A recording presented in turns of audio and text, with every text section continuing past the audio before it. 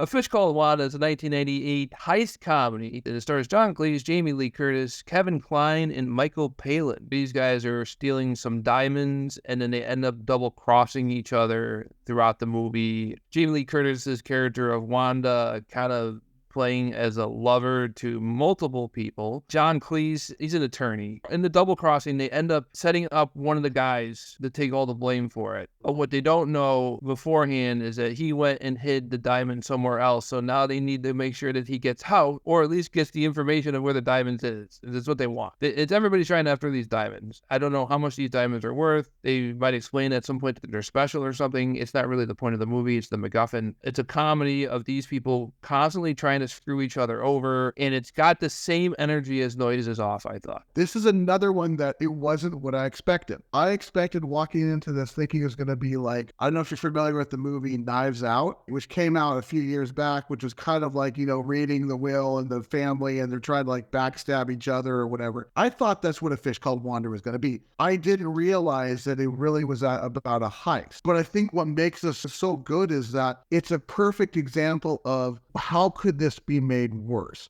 How could the situation get even worse than it personally is? And it's just that snowball effect that it does so well. And I just didn't expect that. A lot of the cast, there are only a couple that made this movie so good. So I'm going to kind of go through each one. First off, well, obviously you got John Cleese. Is John Cleese the poor man's Michael Caine, or is Michael Caine the poor man's John Cleese? They're so interchangeable, except for the fact that Michael Caine's more of a serious, sophisticated comedy, whereas John Cleese is more of a wacky comedy person, but they still basically fit the same mold. But this movie answered that question for me, because there's a scene, if you can't afford Michael Caine, and if you can't afford John Cleese, you get Stephen Fry. And Stephen Fry was in this movie, and it caught me off guard when he shows up, because he realized he is the poor man's John Cleese and Michael Caine. So what it seems like to me is like, John Cleese is in this movie. Well, we got a little extra money. Let's get Stephen Fry. John Cleese will eventually go on to be R in the Bond movies. Do you think that Michael Caine could have been R? I think so. The problem is he wouldn't have that eccentricism to him that John Cleese would have. So that's where I was saying that John Cleese is more the wacky, but still kind of the same as Michael Caine, whereas Michael Caine's more sophisticated. Because like Michael Caine, if he was to be brought into the James Bond movies for some strange reason, I would see him being introduced as like the new M, or exactly what I was just thinking. Or it's Bond's dad. Yeah, that would work too. Mr. Bond.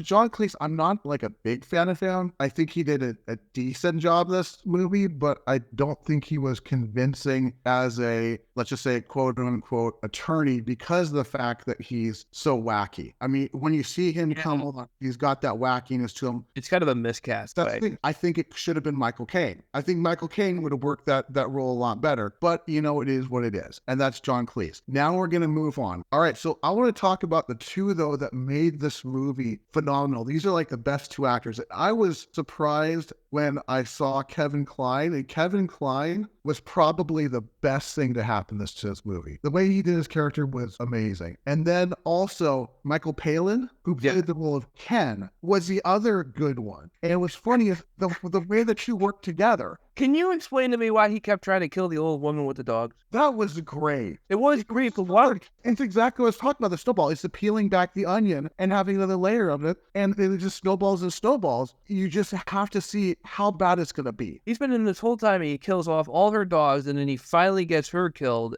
And I'm like, the whole time, I'm like, I must have missed a scene that explains why he wants to kill her. It's because Kevin Kline's character Otto bets him that he can't kill her. The thing is, the two of them together were like this, I want to say almost like kind of like an Abbott and Costello against each other the whole time in a way. And they did it so well together. And it has one of probably the best comedy movie parts. Oh, look, it's Ken coming to kill me. That whole scene where he's coming in the really slow steamroller, it was just fantastic. And actually, John Cleese was in it too. And John Cleese played into it well too, because you could tell He was trying to have the stall long enough for Ken to get there. But that scene itself makes a movie. This movie, I have seen it before. I forgot that I'd seen it, but it's one of those things as I'm watching it, I'm remembering that I've seen this movie before. It was never what I expected it to be. You figured it's called A Fish Called Wanda, that the fish would have more of a role in the movie, or they're calling the character Wanda a fish. I don't know. You hear the name, you have no idea what this is about, and then to find out that it's a heist film, which I was looking it up. They did do another movie together. It's called Fierce Creatures, and it is the same cast as A Fish Called Wanda. It's a comedy about a British zoo that is taken over by a large corporation, and their new management, led by John Cleese's character in the movie, decides that only fierce animals should be kept to attract more visitors, and that leads to a series of hilarious, unfortunate events. So it's not like a sequel. No, it's not a sequel. They didn't want to do a sequel. They just wanted, but they liked the energy of the Fish Called Wanda, and they wanted to recapture that energy. I really recommend this one. Me too. This is definitely a classic.